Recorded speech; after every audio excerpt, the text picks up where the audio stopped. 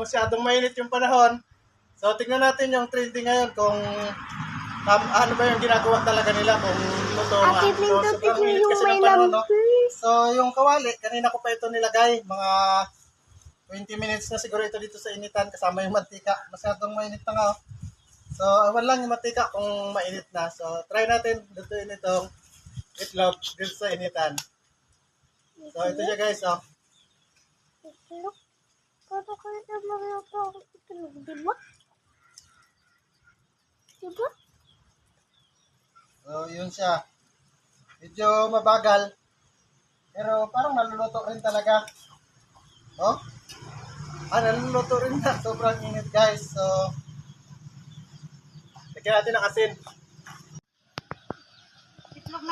Ayan na guys. So, medyo nabubuo na. So, yun guys. Sa matagal-tagal na hintayan, sa sikat ng araw na yon, luto na po yung itlog na ito. So, ito po siya.